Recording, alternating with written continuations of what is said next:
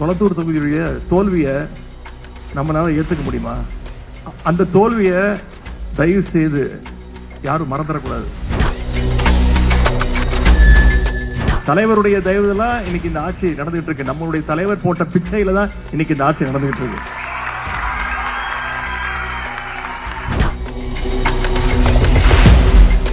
நம்ம தலைவர் கொண்டு வந்த திட்டங்களோட பெயர்களை மாத்திக்கிட்டு இருக்காங்க. மாற்றம்னு சொல்லி இன்னைக்கு பெயர் மாற்றம் நடந்துகிட்டு இருக்கு இந்த ஆட்சியில. அரசு செலவுல தஞ்சாவூர் வரைக்கும் என கூட்டிட்டு போய் ரோட் ஷோ நடத்தி காட்டினதுதான் இந்த அரசனுடைய ஒரு சாதனை. கேள்வி எழுப்பினா எந்த துறை அமைச்சர்கிட்டையும் அது சம்பந்தமான பதிலே கிடையாது. டைவர்ஷன் டாக்டிக்ஸ் தான், மடை மாற்றுறது. எங்களுக்கே சந்தேகம் வந்துருது, நாங்க சட்டசபைக்கு தான் வந்திருக்கோமா இல்ல சூப்பர் சிங்கர் நிகழ்ச்சிக்கு வந்திருக்கோமா? ஆட்சி அமைஞ்சு இத்தனை நாள் ஆட்சி கிட்டத்தட்ட 4 மாதங்கள் ஆக போகுது.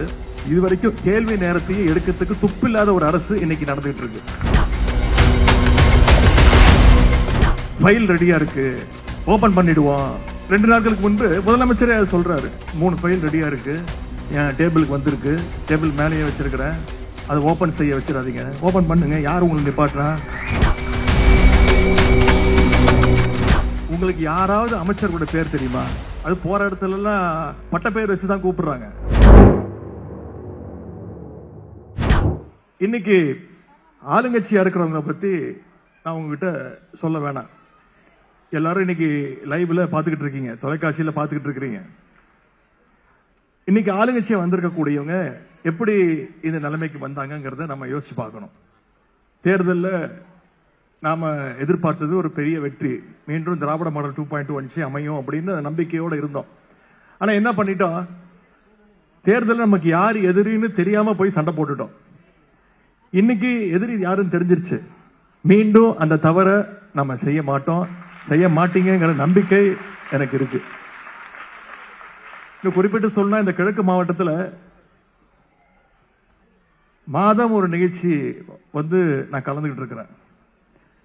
ஆனா ஒரு சிறிய இடைவேளை, 4 மாதங்களுக்கு பிறகு சென்னை கிழக்கு மாவட்டத்துக்கு நான் வந்திருக்கிறேன். சேகர்பாபு அவர்கள் நினைச்சுக்கலாம், நான் அவர் மேல கோபமா இருக்கேன் அதனால வரல அப்படின்னு கூட அவர் மனசுல தோணிருக்கலாம். அது கோபம் இல்ல, அது வருத்தம். வருத்தம் மட்டும் இல்ல, அவர் மீதும் இந்த மாவட்டத்தின் மீதும் எனக்கு இருக்கக்கூடிய ஒரு உரிமை.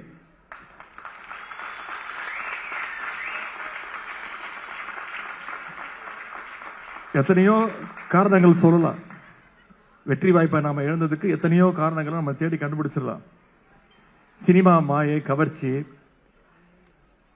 இளம் தலைமுறையினர் சோசியல் மீடியாவிலையும் போன்லயும் முழுக்க முழுக்க ஒரு கவர்ச்சியால் ஈர்க்கப்பட்டு திராவிட மாடல் அரசுடைய திட்டங்கள், நம்முடைய தலைவருடைய திட்டங்கள்லாம், சாதனைகள்லாம் போய் இந்த இளம் தலைவருடைய போய் சேரல, அதனால இந்த வெற்றி வாய்ப்பை இழந்துட்டோம். இப்படி எத்தனையோ காரணங்களை சொல்லி நம்மளை நாமே சமாதானப்படுத்திக்கலாம். எவ்வளவு யார் என்ன சொன்னாலும் கொளத்தூர் தொகுதியுடைய வெற்றி வாய்ப்பை இழந்திருக்கோம். கொளத்தூர் தொகுதியுடைய தோல்வியை நம்மளால ஏற்றுக்க முடியுமா? அந்த தோல்வியை தயவு செய்து யாரும் மறந்துடக்கூடாது. அது நமக்கெல்லாம் ஒரு மிகப்பெரிய ஒரு பாடமாக நம்ம எடுத்துக்கணும், மனசுல எடுத்துக்கணும்.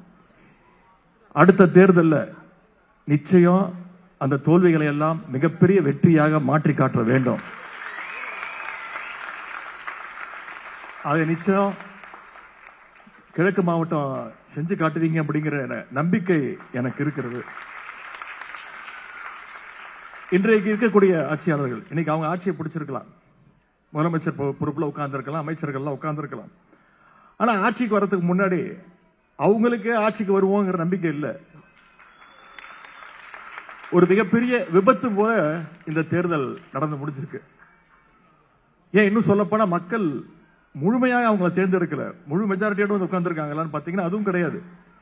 ஒரு கட்சி ஆட்சியை பிடிக்கணும்னா 118 சீட்டுகள் பிடிக்கணும். இப்ப இருக்கக்கூடிய ஆட்சியாளர்கள் வெறும் 108 சீட்டு மட்டும்தான் ஜெயிச்சாங்க. இன்னும் சொல்ல போனா, நம்முடைய தலைவர் பேரை சொல்லி நம்முடைய உடன்பிறப்புகள் களத்துல வேலை பார்த்து வெற்றி பெற்றவங்களுடைய தயவுல தான் இன்னைக்கு இந்த ஆட்சி நடந்துட்டு இருக்கு. நாம தைரியமா சொல்லலாம், நம்மளோட தயவுல தான் இன்னைக்கு இந்த ஆட்சி நடந்துட்டு இருக்கு. தலைவருடைய தயவுல இன்னைக்கு இந்த ஆட்சி நடந்துட்டு இருக்கு. நம்மளுடைய தலைவர் போட்ட பிச்சையில தான் இன்னைக்கு இந்த ஆட்சி நடந்துட்டு இருக்கு.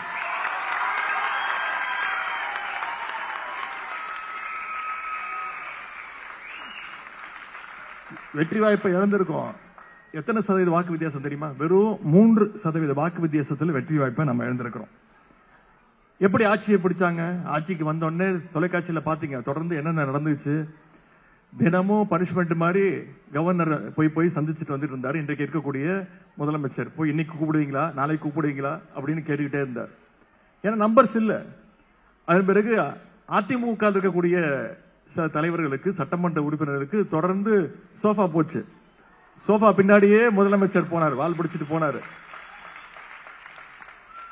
அதிமுக தலைவர்களுக்கு மட்டும் இல்ல, நம்மளோட கூட்டணி வச்சுக்கிட்ட, நம்மளோடு சேர்ந்து தேர்தலில் வெற்றி பெற்ற சில கட்சி தலைவர்களுக்கும் சோஃபா போச்சு.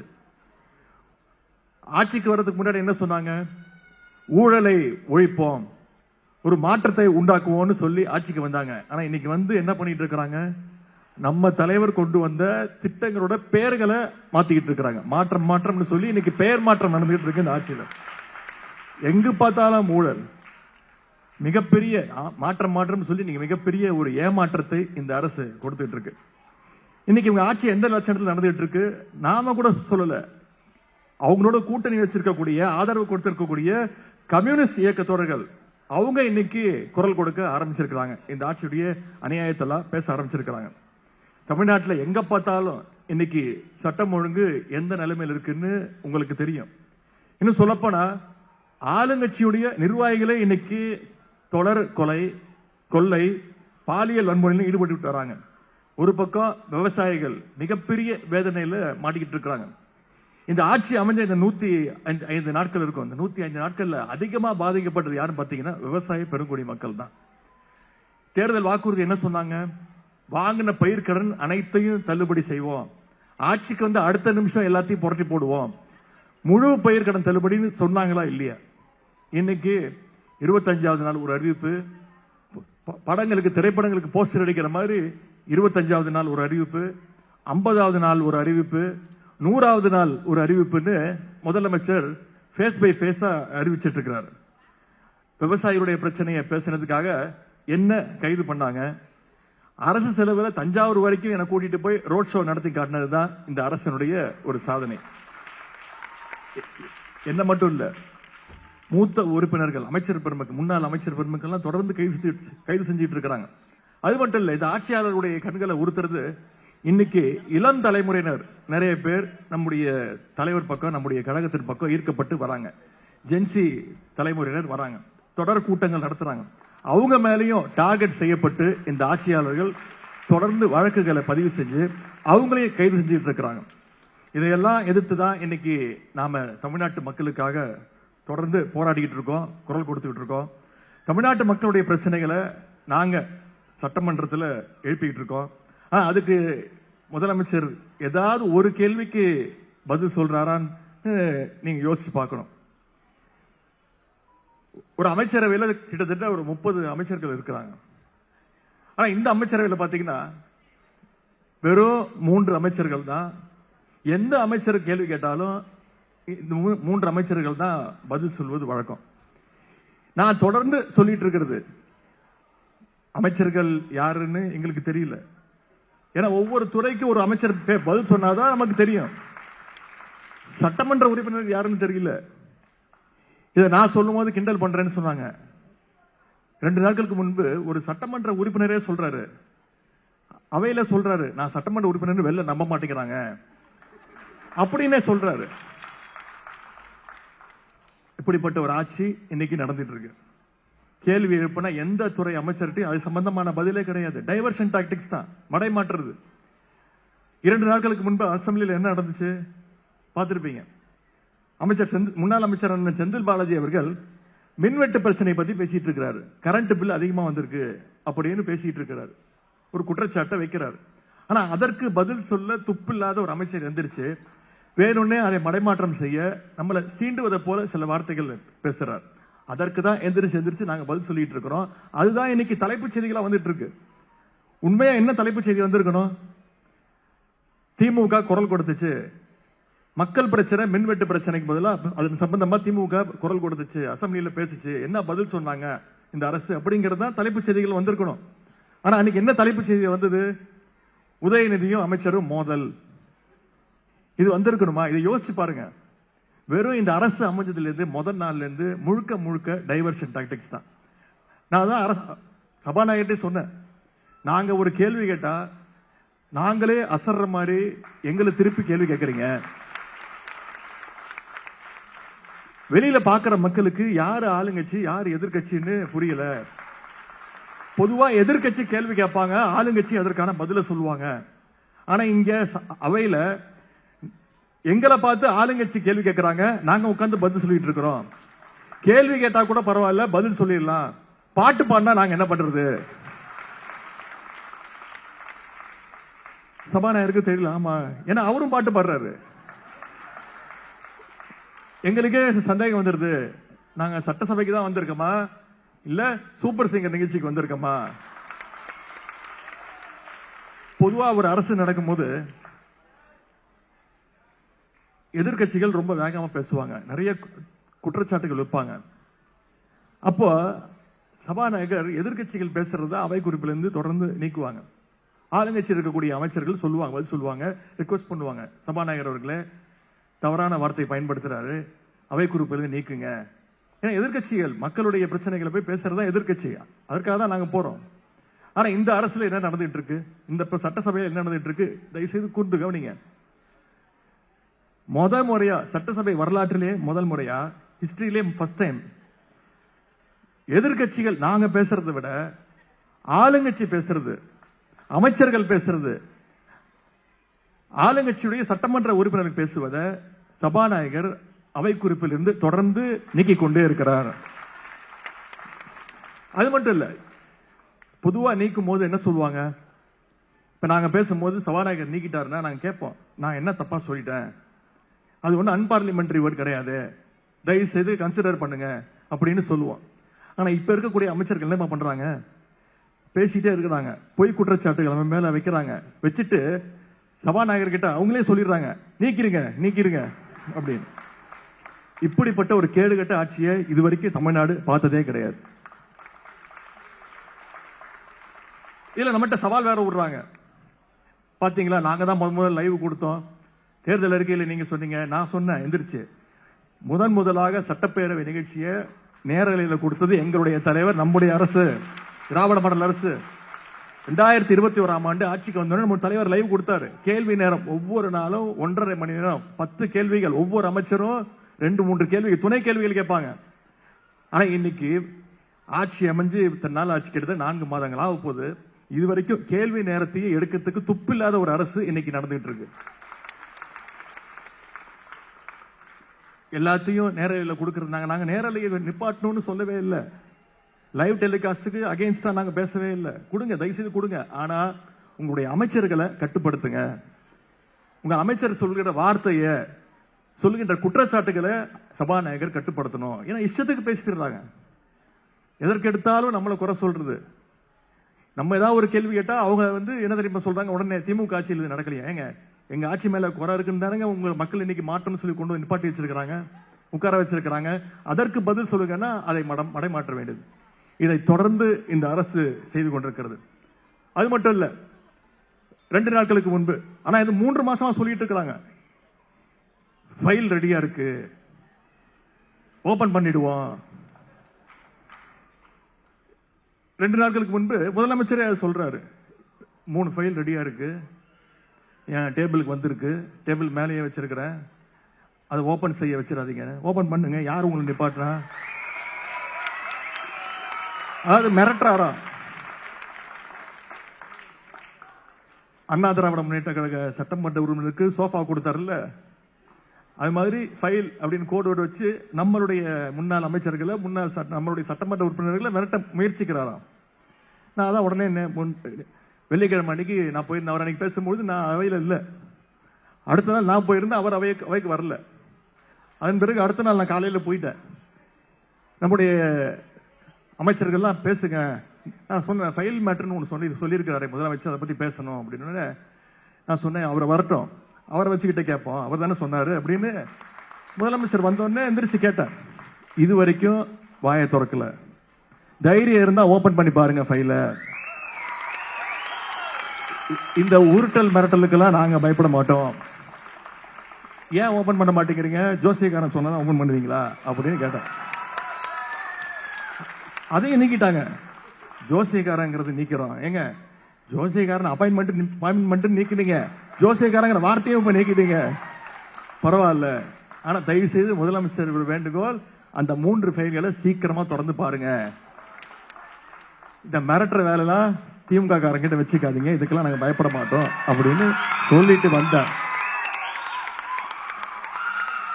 இது நடந்தது போன வெள்ளிக்கிழமை. கிட்டத்தட்ட 72 மணி நேரம் ஆயிடுச்சு. நான் கூட இந்த முதலமைச்சர் கொஞ்சமாச்சும் சூடு சோரணம் இருக்கும் அப்படின்னு நினைச்சிட்டு இன்னைக்கு சபைக்கு போயிட்டேன். குடும்ப திருமணம், எங்களுடைய இல்லத்துல ஒரு குடும்ப திருமணம் முடிச்சிட்டு 10 மணிக்கெல்லாம் அசம்பிளிக்கு போயிட்டேன். இன்னைக்கு முதலமைச்சர் இந்த ஃபைல பத்தி ஏதாவது ஓபன் பண்ணுவாரு, இல்ல ஓபன் பண்ணி பார்த்தேன் ஏதாவது சொல்லுவாருன்னு பார்த்தா வாயவே திறக்கலைங்க. ஏன்னா அவங்களுக்கு தெரியும் திமுக மேல எந்த குற்றச்சாட்டு, பொய் குற்றச்சாட்டு மட்டும் தான் வைக்க முடியுமே தவிர எதையும் நிரூபிக்க முடியாது. நம்முடைய தலைவர் மேல எந்த குற்றமையும் சுமத்த முடியாது. பூச்சாண்டி காட்டுறாங்க யார் நம்மகிட்ட. அது மாதிரி இப்ப இருக்கக்கூடிய அமைச்சர் ஒரு 2-3 அமைச்சர்களை தவிர நான் இங்க உங்களை பார்த்து கேட்கிறேன், உங்களுக்கு யாராவது அமைச்சர்களோட பேர் தெரியுமா?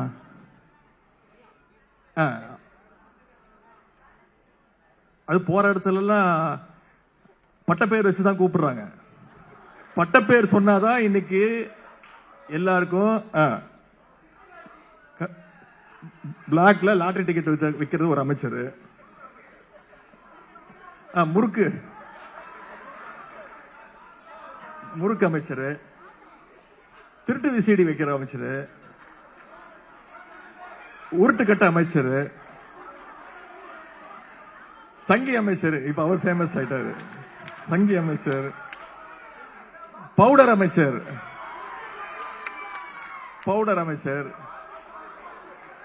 பாத்ரூம் அமைச்சர். அதுக்கு மேல சொல்ல முடியாது. இதெல்லாம் அவை குறிப்பில இருந்து நீக்கிடுவாங்க. யாரு ஒரு சட்டமன்ற உறுப்பினர் தெரியல, யார் அமைச்சர்னு தெரியல, யார் எந்த தொகுதியில் நின்று ஜெயிச்சான்னு அவனுக்கே தெரியல. தப்பான தொகுதியில போய் நன்றி சொல்லிட்டு இருக்குதான். எங்களுக்கு மட்டும் இல்ல, அங்க உட்கார்ந்து இருக்காருல்ல முதலமைச்சர், சத்தியமா அவருக்கும் தெரியாது, வாய்ப்பே கிடையாது.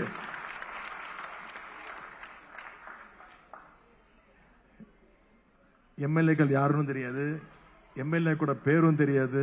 இந்த லட்சணத்துல எல்லா எம்எல்ஏக்களுக்கும் அரசு மக்களுடைய வரி பணத்துல கார் வாங்கி தரப்படுறாராம். ஆனா நம்முடைய தலைவர் தெளிவா ஒரு முடிவு எடுத்தாரு. ஆட்சிக்கு வந்ததுன்னா முதல் நாள் பதவி பிரமாணம் எடுத்துக்கும் போது என்ன சொன்னீங்க? திமுக கஜானாவை தொடச்சு வச்சுட்டு போயிட்டாங்க, அரசு கிட்ட பணமே கிடையாது அப்படின்னு இந்த முதலமைச்சர் சொன்னாரா இல்லையா? இப்போ எங்க இருந்து கார் வாங்குறதுக்கு பணம் வந்துச்சு? விவசாயிகளுடைய கடனை தள்ளுபடி செய்வேன், 100% தள்ளுபடி செய்வேன்னு சொன்னீங்களா இல்லையா? இன்னைக்கு நிதி இல்லைன்னு சொல்லி அந்த திட்டத்தையும் உங்களால செய்ய முடியல. ஆனா இன்னைக்கு எங்க இருந்து கார் வாங்கி தரத்துக்கு பணம் வந்துச்சு? நம்முடைய தலைவர் சொன்னார், திராவிட முன்னேற்ற கழகத்துடைய சட்டமன்ற உறுப்பினர்கள் எங்களுக்கு இந்த அரசு வாங்கி தருகின்ற அந்த கார் தேவையில்லை அப்படின்னு தாங்க சொன்னேன். அதுக்கு உடனே ஒரு அமைச்சர் எந்திரிச்சு கத்துறாரு, அது எப்படி நீங்க கார் வேணான்னு சொல்லலாம்? யோ, நான் எங்களுக்கு தரத கார் தான் வேணான்னு சொன்னா நீங்க வாங்கிக்கோங்க அப்படின்னு. எதற்கு எடுத்தாலும் டீலிமிட்டேஷன் அப்படின்னு இன்னைக்கு நமக்கு பாடம் எடுக்கிறாங்க. இந்த டீலிமிட்டேஷனை, தொகுதி மறுவரையறைய எதிர்த்து இந்தியாவிலே குரல் கொடுத்த முதல் இயக்கம் திராவிட முன்னேற்ற கழகம். குரல் கொடுத்த நம்முடைய தலைவர் எப்போ 2024ஆம் ஆண்டு தீர்மானம் நிறைவேற்றிருக்கிறோம். சென்ற வருடம் சட்டமன்றத்தில் தீர்மானம் நிறைவேற்றிருக்கிறோம். நம்முடைய தலைவர் அந்த டிராப்ட் பில்ல தெருவில் இறங்கி அதை கொளுத்தி போட்டார். அந்த பில்லை எதிர்ப்பு தெரிவிச்சோம்.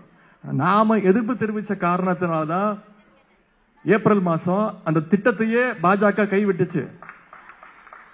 நம்முடைய தலைவரும் நானும் அது எரிச்சேன், தொகுதி மறுவரை அந்த டிராப்ட் பில்ல.